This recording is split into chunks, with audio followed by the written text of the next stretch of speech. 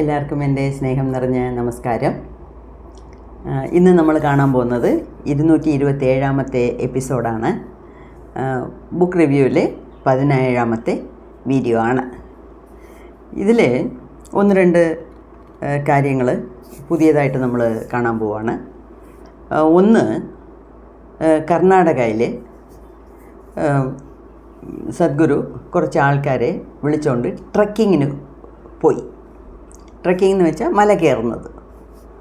വലിയ മലയൊന്നുമല്ല, ഈ കുന്നുകൾ അങ്ങനെയൊക്കെ ഉള്ള സ്ഥലങ്ങളൊക്കെ. ഞാനും ടീച്ചറായിരുന്നപ്പം കുട്ടികളെ എസ്കോട്ടിന് പോകുമ്പം കുട്ടികളെയും വിളിച്ചുകൊണ്ട് ഞങ്ങൾ നേച്ചർ ക്ലബ്ബിന് വേണ്ടി ട്രക്കിങ്ങൊക്കെ പോയിട്ടുണ്ട്. ചിലയിടത്തൊന്നും പടിയും കാര്യങ്ങളും ഒന്നും കാണത്തില്ല. ഈ ചെടിയും വള്ളിയും അതും ഇതുമൊക്കെ വലിച്ചുകൊണ്ടാണ് മേളിൽ കയറേണ്ടത്. അതാണ് ട്രക്കിംഗ്. നല്ല ഇൻട്രസ്റ്റിംഗ് ആയിട്ടുള്ള ഒരു സംഭവമാണ്. അപ്പോൾ ഇങ്ങനെ സദ്ഗുരു കുറച്ച് ആൾക്കാരെയും വിളിച്ചുകൊണ്ട് ട്രക്കിങ്ങിന് പോയ സ്ഥലത്തിൻ്റെ പേര് കുമാരപർവ്വത് ഇൻ കർണാടക സ്റ്റേറ്റിൽ കുമാരപർവ്വത്ത് എന്നുള്ള ഒരു സ്ഥലം. അവിടെ ട്രക്കിങ്ങിന് കൊണ്ടുപോയി. കാൽഭാഗം മേളിൽ കയറിയതേ ഉള്ളൂ. ജഗ്ഗിക്ക് തന്നെ ദേഹത്ത് വിറയലുണ്ടായി. High energy ലെവലായിപ്പോയി. അങ്ങനെ സമാധി സ്റ്റേറ്റിലോട്ടങ്ങ് പോയി. ഈ സമാധി സ്റ്റേറ്റിൽ പോകുന്നത് ഒന്നും പുതിയതല്ല ജഗ്ഗിക്ക്. ജഗ്ഗിയുടെ കൂടെ ഉള്ള മെഡിറ്റേറ്റേഴ്സ് എല്ലാവരും ജഗ്ഗി സമാധി സ്റ്റേറ്റിൽ പോകുന്നതൊക്കെ കണ്ടിട്ടുണ്ട്. അതുകൊണ്ട് ഇതൊന്നും പുതിയതല്ല. പക്ഷേ ഇവിടെ അവർക്കെല്ലാവർക്കും കിട്ടിയ ഒരു പുതിയ അനുഭവം എന്ന് പറയുന്നത് ആ ഹൈ എനർജി ലെവൽ, ആ ശക്തി പ്രവാഹം ഭയങ്കരമായിരുന്നു. പിന്നെ കുറേ നേരം സമാധിയിലിരുന്നിട്ട് പിന്നെ എണിച്ച് വന്നു. അപ്പം പിന്നെ ബാക്കി സമയം സദ്ഗുരു മറ്റവരെല്ലാം മേളിൽ കയറിപ്പോകാൻ പറഞ്ഞു.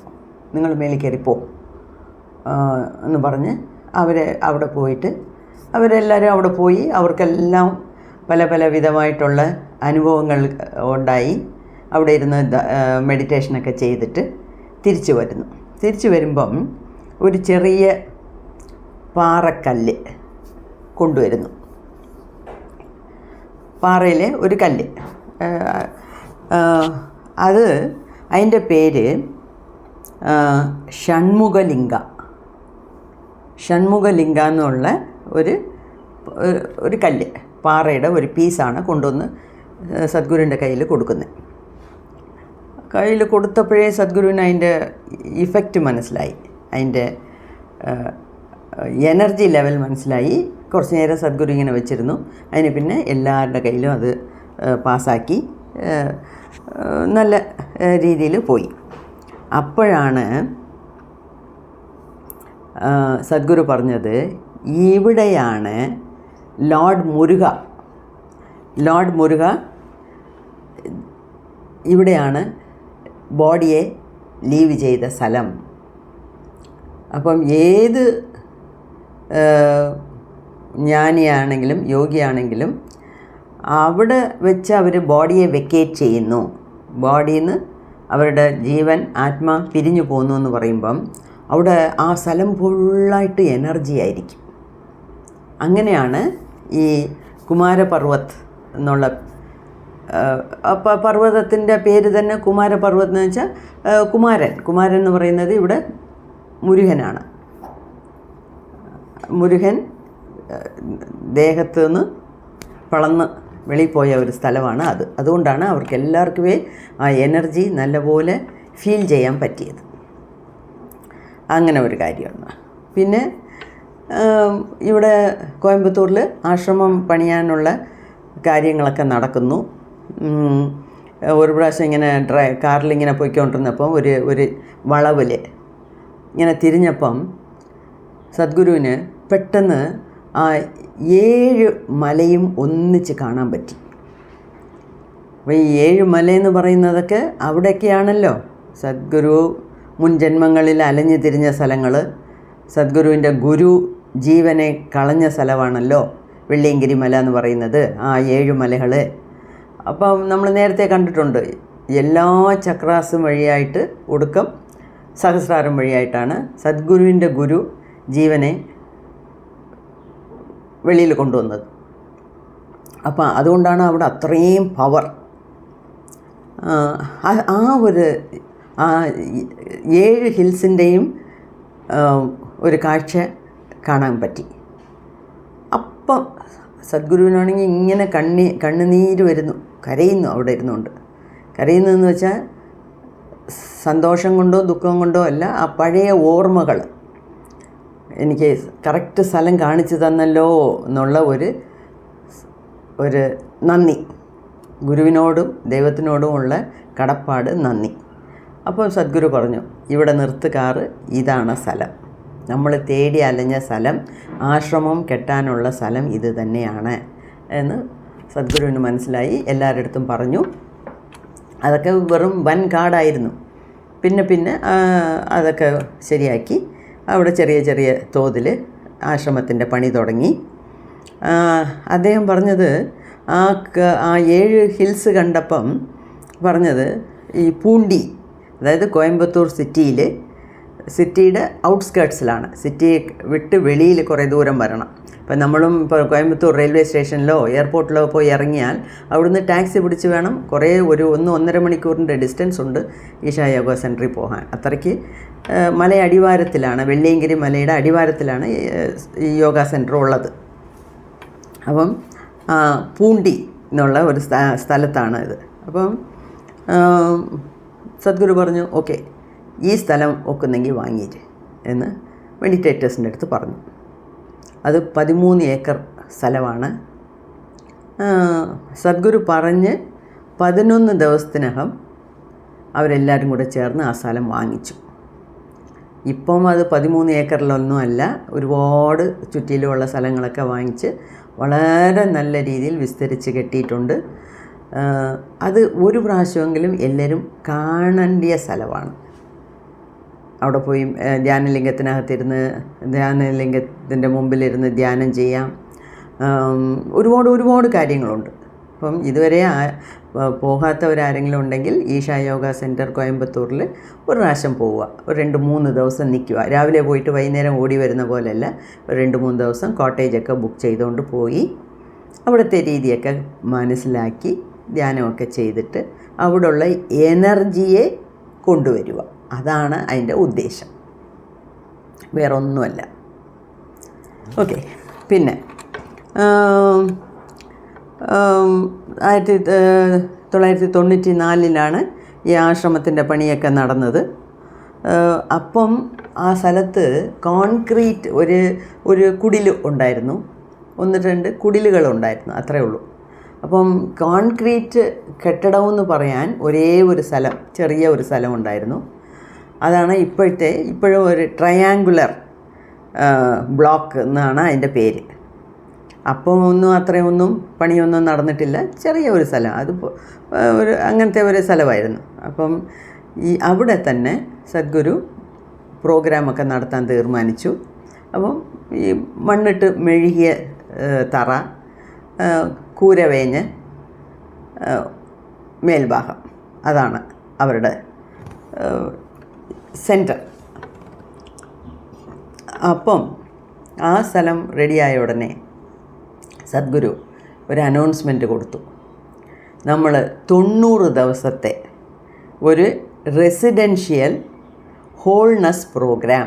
റെസിഡൻഷ്യൽ എന്ന് വെച്ചാൽ അവിടെ തന്നെ തങ്ങണം. 90 ദിവസം എന്ന് വെച്ചാൽ 3 മാസം അവിടെ തങ്ങി ഒരുപാട് കാര്യങ്ങൾ പഠിക്കാനും യോഗാസനാസ് പഠിക്കാനും മെഡിറ്റേഷൻ ചെയ്യാനും ഉള്ള ഹോൾനെസ് പ്രോഗ്രാം എന്നാണ് അതിന് പേരിട്ടത്. അപ്പോൾ അവിടെ യാതൊരു സൗകര്യവും ഇല്ല ആ സമയത്ത്. സദ്ഗുരു അങ്ങനെ ഉടൻ തന്നെ ഒരു അനൗൺസ്മെൻറ്റ് ചെയ്തെങ്കിലും അതിനുള്ള സൗകര്യങ്ങളൊന്നുമില്ല. അവിടെ കിടക്കാനുള്ള സൗകര്യമില്ല, ബാത്റൂം ലെട്രിൻ്റെ സൗകര്യമില്ല, വലുതായിട്ട് കുക്കിംഗ് ചെയ്യാനുള്ള സൗകര്യമില്ല. എന്നാലും ഗുരു അനൗൺസ് ചെയ്തു, ആൾക്കാരെല്ലാം അത് കേട്ടു, ആൾക്കാരൊക്കെ എൻറോൾ ചെയ്യാൻ തുടങ്ങി.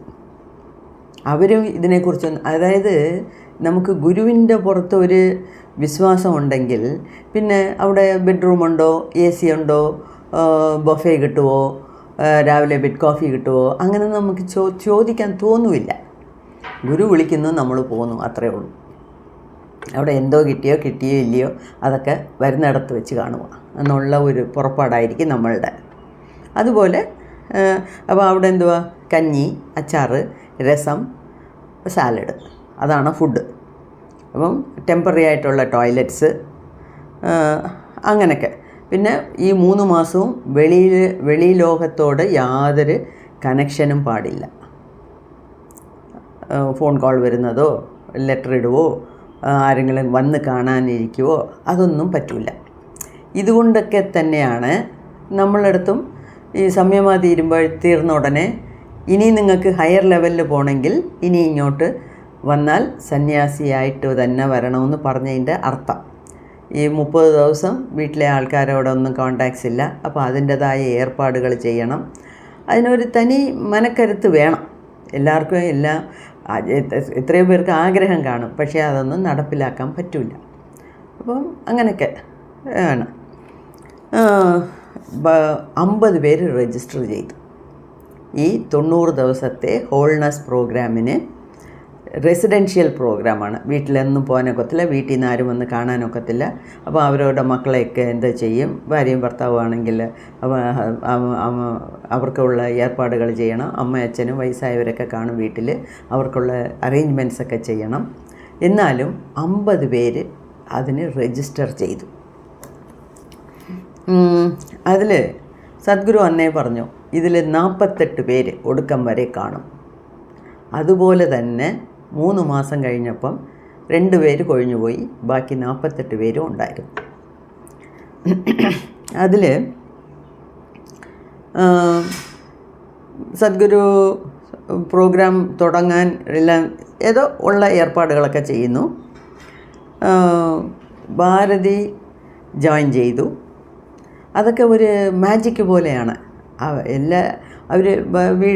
അവർ തീരുമാനിക്കുന്നു, വീടുകളിൽ പറയുന്നു. അപ്പം ഭാരതി അവരുടെ അമ്മായി അച്ഛൻ്റെ അടുത്താണ് പറയുന്നത്. എന്നുവെച്ചാൽ മൂത്തവരുടെ പെർമിഷൻ വാങ്ങിക്കണമല്ലോ. അപ്പോൾ അമ്മായി അച്ഛൻ്റെ അടുത്ത് പറയുന്നു, എൻ്റെ മക്കളെ നോക്കാൻ എൻ്റെ അമ്മ വന്ന് താമസിക്കും, 3 മാസം ഞാൻ ഇവിടെ വരത്തില്ല, അതിനുള്ള ഏർപ്പാടൊക്കെ ചെയ്തിട്ടുണ്ട് എന്നൊക്കെ പറഞ്ഞിട്ട് ഇത് 3 മാസം ഇപ്പോൾ പഠിക്കാൻ പോകുന്നത്. അപ്പോൾ അദ്ദേഹം ഒന്നും എടുത്ത വായിൽ ഓക്കെ നീ പോയിട്ട് വാ മോളെ എന്നൊന്നും പറയത്തില്ല.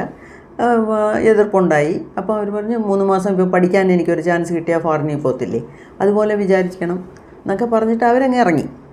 അപ്പം ആൾക്കാർ വെളിയിലിങ്ങനെ എന്തെങ്കിലുമൊക്കെ പറയുന്നുണ്ട്. ആരായി ഈ യോഗ മാസ്റ്റർ പുതിയതായിട്ട് ഇവിടെ വന്ന് എസ്റ്റാബ്ലിഷ് ചെയ്യുന്നു, കുറേ ആൾക്കാർക്കൊക്കെ യോഗ പറഞ്ഞു തരാമെന്ന് പറയുന്നു. കുറേ ആൾക്കാർ വീട് വിട്ട് പോകാൻ തയ്യാറായിരിക്കുന്നു, ഇങ്ങേരുടെ പുറയിൽ പോകാൻ തയ്യാറായിരിക്കുന്നു. ഇയാൾക്ക് എന്തെങ്കിലും ബ്ലാക്ക് മാജിക് ഉണ്ടോ, ഗൂഢോത്രം എന്തെങ്കിലും ചെയ്യുന്നുണ്ടോ, അല്ലെങ്കിൽ പിന്നെ എങ്ങനെയാ എന്ന് ഇഷ്ടംപോലെ സംസാരങ്ങളുണ്ട്. അത് എല്ലായിടത്തും ഉള്ളതാണ്. നാളെ ഞാനൊരു ആശ്രമം കെട്ടിയാലും അതിനും ആൾക്കാർ എന്തെങ്കിലും കഥ പറയും. അതുകൊണ്ട് അതൊന്നും നമ്മൾ മൈൻഡാക്കേണ്ട കാര്യമില്ല. പാർട്ടിസിപ്പേറ്റ് ചെയ്തവരോ നടത്തിയ ഗുരുവോ അതിനെക്കുറിച്ചൊന്നും ബോധേഡേ അല്ലായിരുന്നു. അവരുടെ ഉന്നം എന്ന് പറയുന്നത് വേറെ അച്ചീവ്മെൻറ്റ്സാണ്. ആത്മീയതയിൽ അങ്ങേയറ്റം എന്തൊക്കെ നമുക്ക് നേടാൻ പറ്റും, എന്തൊക്കെ പുതിയത് പഠിക്കാൻ പറ്റും, എങ്ങനെയൊക്കെ ധ്യാനം ചെയ്യാം, എന്തൊക്കെയാണ് എന്ന് വെച്ചാൽ അവർക്കെല്ലാം നേരത്തെ കുറച്ച് അതിൻ്റെ ടേസ്റ്റ് കിട്ടി. അപ്പം കൂടുതൽ അറിയണമെന്നുള്ള ഒരു ആഗ്രഹത്തിലാണ് അവർ വന്ന് ചേരുന്നത്. അങ്ങനെ ഭാരതി വന്നു. രാജ എന്ന് നേരത്തെ ഒരാൾ പണ്ട് തൊട്ടേ ഉണ്ട്, യോഗയൊക്കെ പഠിച്ച ആളാണ്. യോഗ ടീച്ചർ ട്രെയിനിങ് പ്രോഗ്രാമിൻ്റെ ഇൻചാർജാണ്. അങ്ങേരുടെ ഭാര്യയും വന്ന് അറ്റൻഡ് ചെയ്തു. അപ്പോൾ അങ്ങേർക്ക് 3 വയസ്സിലുള്ള ഒരു കൊച്ചുണ്ട്. ആ കൊച്ചിനെ അങ്ങേരുടെ അമ്മയുടെയും അച്ഛൻ്റെ അടുത്തും കൊണ്ടാക്കി. പിന്നെ കിരൺ എന്ന ഒരാൾ, അദ്ദേഹത്തിന് ഇപ്പം പറയുന്നത് സ്വാമി ദേവസത്വ എന്നാണ് ഇപ്പോഴത്തെ പേര്. യോഗി എന്ന് വെച്ചാൽ സന്യാസി, അങ്ങേരുണ്ടായിരുന്നു. അപ്പം ഇതിൽ ജൂലൈ 13-ാം തീയതിയാണ് ഈ പ്രോഗ്രാം തുടങ്ങുന്ന ദിവസം.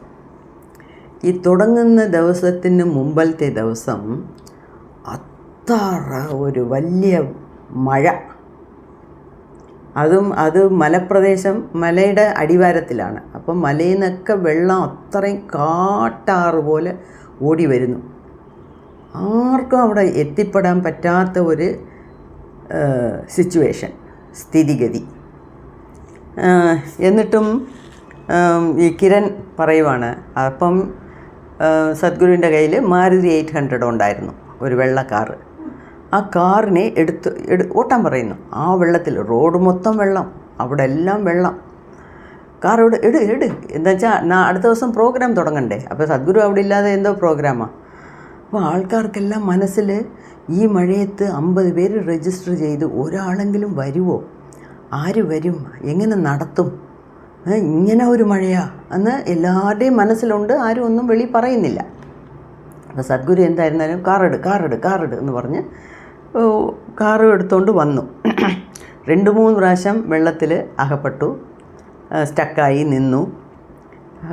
പിന്നെ അകത്ത് മോളെയും കൊണ്ടാണല്ലോ പോകുന്നത്. കാറിനകത്തുള്ള മോളെ എങ്ങനെയോ വെളിയിൽ എടുത്തു. വെള്ളം കയറി, കാർ അങ്ങനെ നിന്നു. വെള്ളം കാറിനകത്ത് കയറി സ്റ്റിയറിംഗ് വരെ വന്നു, ഒന്നും ചെയ്യാൻ വയ്യാത്ത. അങ്ങനെ കാറിനെ അവിടെ ഇട്ടിട്ട് സദ്ഗുരു നടക്കാൻ തുടങ്ങി. സദ്ഗുരു നടന്നാൽ പിന്നെ എല്ലാവരും പുറകെ നടന്ന് തന്നെ പോകണം. പിന്നെ കുറേ കഴിഞ്ഞാണ് 5 പേര് വന്നാണ് വെള്ളത്തിൽ പൊതഞ്ഞ് കിടന്ന് കാറിനെ പൊക്കിയെടുത്തത്. അങ്ങനെ പിറ്റേ ദിവസം ജൂലൈ 13-ാം തീയതി അനൗൺസ് ചെയ്ത പോലെ ഹോൾനെസ് പ്രോഗ്രാം തുടങ്ങി. 50 പേരും വന്നെത്തി. അതാണ് അതിൻ്റെ ഒരു അതിശയം. ഈ മഴയിൽ ഒരാളെങ്കിലും വരുമോ എന്ന് വിചാരിച്ചുകൊണ്ടിരുന്ന സ്ഥലത്ത് 50 പേര് രജിസ്റ്റർ ചെയ്തു. 50 പേരും അവരെങ്ങനെ വന്നു എന്ന് ആർക്കും അറിഞ്ഞൂടാ. അത്രയ്ക്ക് പ്രയാസപ്പെട്ടാണ് വന്നത്. എല്ലാവരും എത്തിച്ചേർന്നു, പ്രോഗ്രാം തുടങ്ങി. ഇനി പ്രോഗ്രാമിനെ കുറിച്ച് എന്തൊക്കെയാണെന്നുള്ളത് വരുന്ന വീഡിയോകളിൽ കാണാം. നന്ദി, നമസ്കാരം.